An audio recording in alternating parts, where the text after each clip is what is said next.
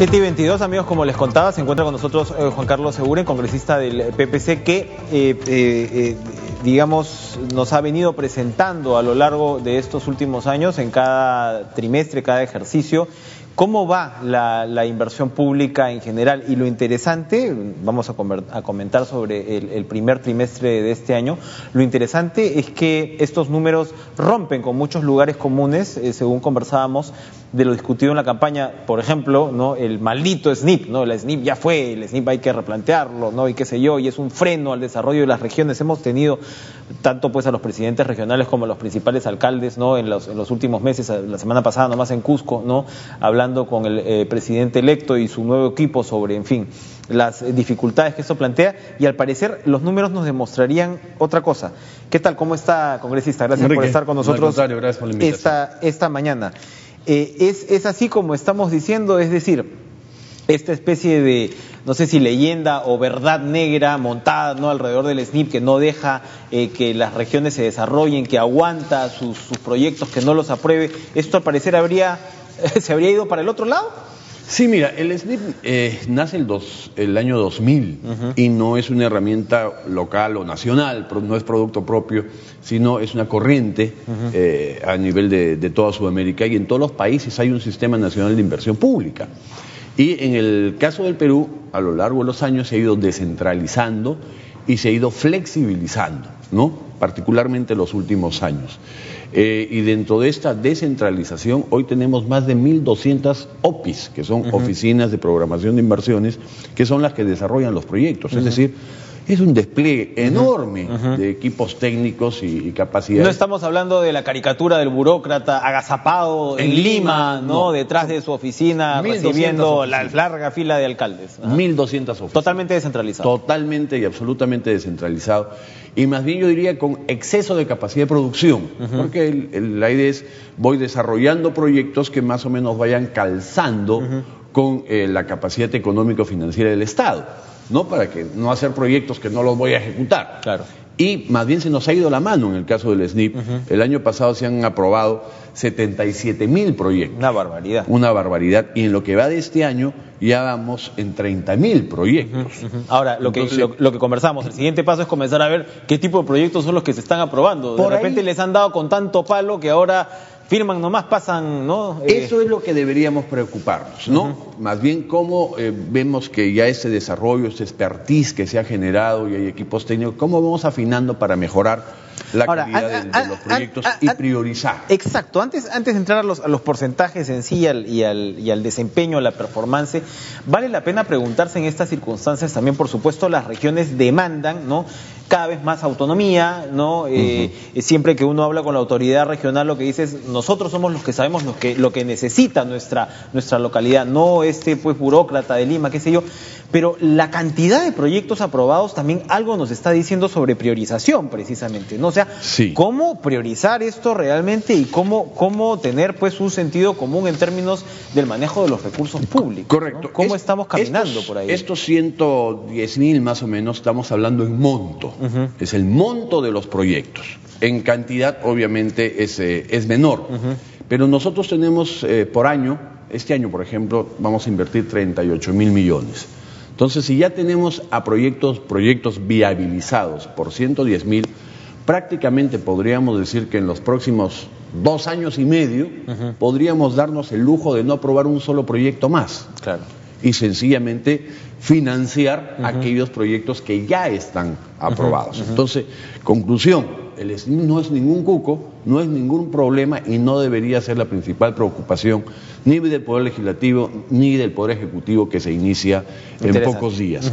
La preocupación debería estar en la velocidad de ejecutar los proyectos y en buscar cómo mejorar. ¿Y qué sabemos de esto? Porque en el caso de estos 110.000, son 110.000 proyectos. Millones. 110.000 millones. Es el monto. ¿Tenemos el número aproximado de proyectos? No. El número de proyectos, estamos hablando de 20.000, 30.000 proyectos. Bueno. Muchísimos. Sumando los del año pasado y lo que va de este año. 30.000 proyectos para 25 regiones, estamos hablando de muchísimos proyectos.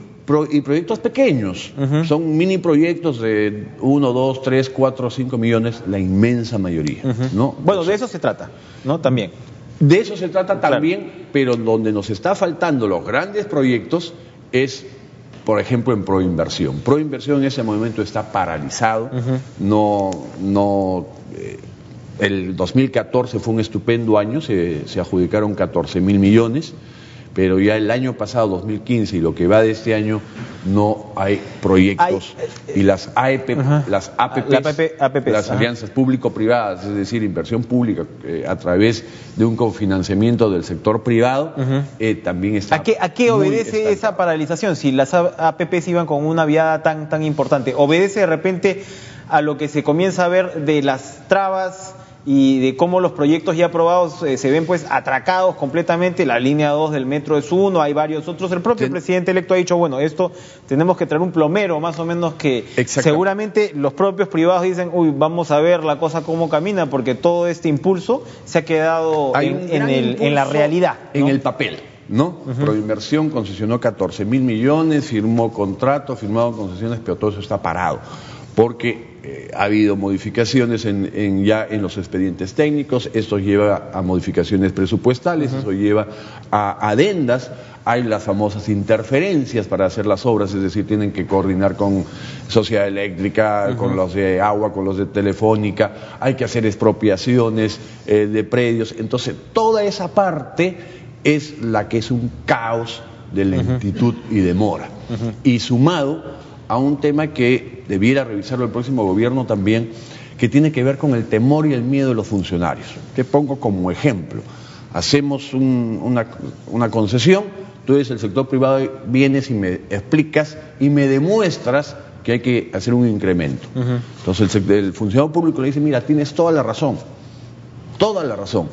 pero yo no te voy a firmar esa adenda, porque después va a venir Contraloría, me van a denunciar, yo voy a terminar con juicios y problemas, ¿no? Entonces, denúncianos nomás, demándanos, llévanos a un arbitraje. Y vas a ganar, Enrique, vas a ganar. Y efectivamente van a arbitraje, se pierde un año, cuesta al Estado tiempo y dinero, y al final se tuvo la razón, que ya se sabía de antemano, pero no se atreven a firmar una adenda y a aumentar un presupuesto, ¿no? Entonces, ahí hay una lógica que hay que ver cómo en todas estas interferencias, cómo sentamos a la Contraloría para que sea un trabajo concurrente y que el funcionario se vea empoderado y se vea con que la Contraloría acompañe el proceso para que no diga después yo a usted lo voy a empapelar, exactamente, ¿no? Que te dé el visto bueno ya dentro del desarrollo mismo. Y no te hablo de todo el proceso, pero sí cuando se producen estas contingencias que ameritan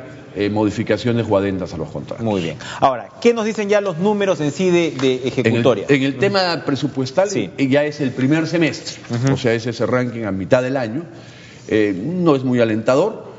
Se ha ejecutado 28.1% del total de presupuesto. Para ¿esto dentro del rango?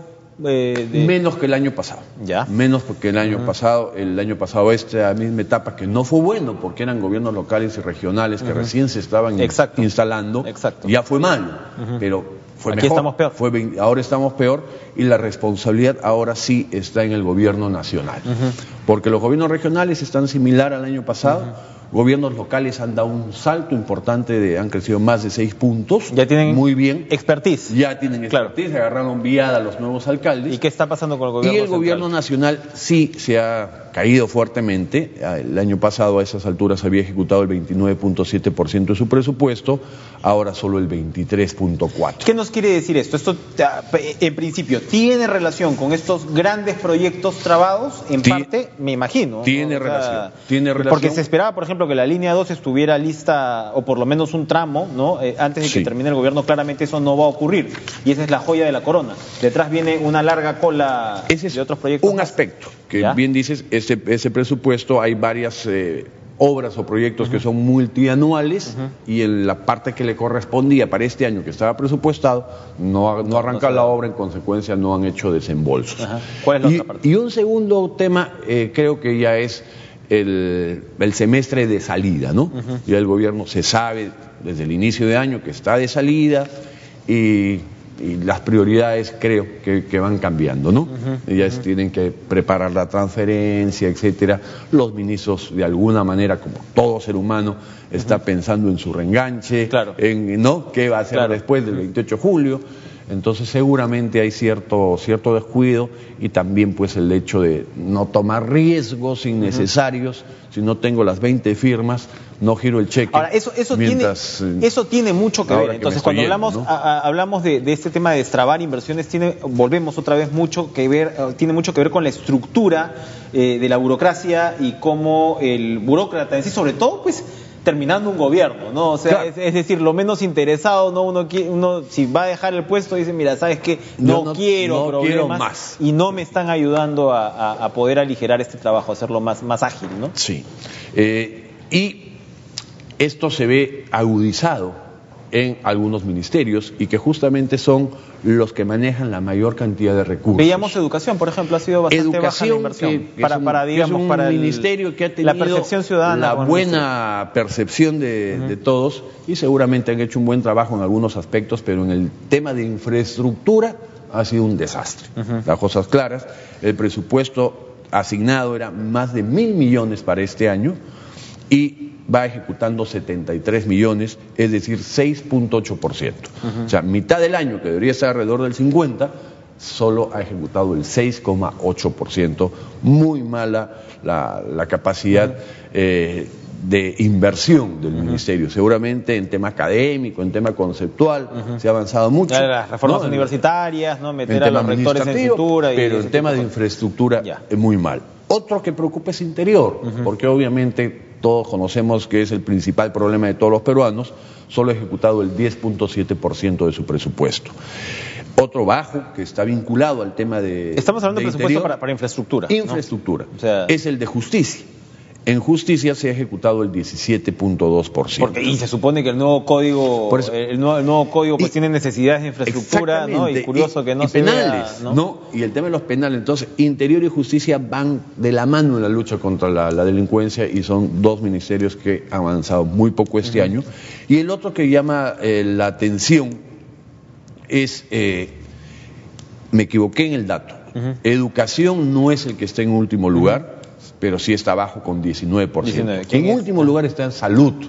O sea, todos los ministerios claves por ese lado. Todos los claves, y los que tienen mayores recursos, el de Transportes y Comunicaciones maneja 8.500 millones. Siempre, los últimos años ha estado liderando el porcentaje, habían agarrado ya una dinámica bien alta y ahora solo ha ejecutado el 25% de su presupuesto. Bastante bajo. Entonces, no está bien. Ahora, un efecto espejo es que la administración que va a llegar en pocos días va a entrar y va a encontrar mucho recurso. Exacto. Mucho recurso. Les están dejando tiene para un buen inicio, digamos, ¿no? Hay recursos y ese tienen las capacidades no va a ser problema. El impulso. Y tal vez el nuevo gobierno también va a tener dificultades, ¿no? Mientras se acomoda, se instala, lo revisa, por supuesto. Lo cual podría llevar a que el déficit fiscal que estaba pensado, proyectado a 3%, podría ser menos este año, ¿no? No por decisión política, sería lo bueno, sino por realidad ahora, concreta. Entrando para ir terminando, congresista, por ejemplo, una situación que usted conoce como la de Arequipa, digamos, una región importantísima, ¿no? ¿En qué está? Para poder entender, ¿no? de qué hablamos en términos de ejecución. Sí, a nivel regiones destaca en positivo La Libertad, Lambayeque, Callao, Ucayali y Lima, que han invertido más del 40% de su presupuesto, ¿no? Felicitaciones para ellos. Preocupa... y la Libertad debe tener que ver con los proyectos de irrigación, ¿no? Que ya están en marcha, ¿no? Así es. Y preocupa Ancash, en último lugar, Tacna, Pasco y Junín, que no han podido superar el 20% del presupuesto. Y particularmente Ancash. Ancash no sale de sus no problemas. Sale de su crisis, ya son 3 años que está estancado, ¿no? Con una incapacidad absoluta de poder invertir. Arequipa está a mitad de tabla, entonces. Arequipa, mitad de tabla, no está, digamos, en el óptimo que debería estarlo pero ¿Qué ocurre? También son grandes proyectos atracados, no necesariamente está dentro a nivel de lo... Buena parte del presupuesto tiene que ver con 2 obras específicas, porque el presupuesto ha caído para Arequipa por efectos del canon fuertemente, pero uno tiene que ver justamente Majesiguas, un gran proyecto que ya tiene una partida presupuestal importante, pero que no se puede ejecutar porque no se puede comenzar la obra porque siguen problemas de expropiación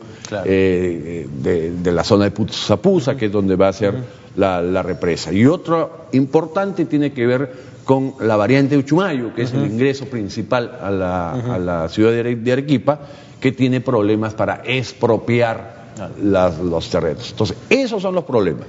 Están los proyectos, está el financiamiento, pero la posibilidad de ejecutarlos es lo que... Es complicado en la medida que la inversión pública, si bien representa, digamos, es una fracción de lo que puede representar la inversión privada, sí tiene una suerte de efecto locomotora en la economía, ¿no? O sea, cuando se ve que la inversión pública va con todo, ¿no? Como tren de sierra, por decirlo así, pues también la economía responde, ¿no? Hay mucha sensibilidad, ¿no? a lo que ocurra desde allí. Para terminar... Y esa es la lógica, más aún cuando se enfría la economía.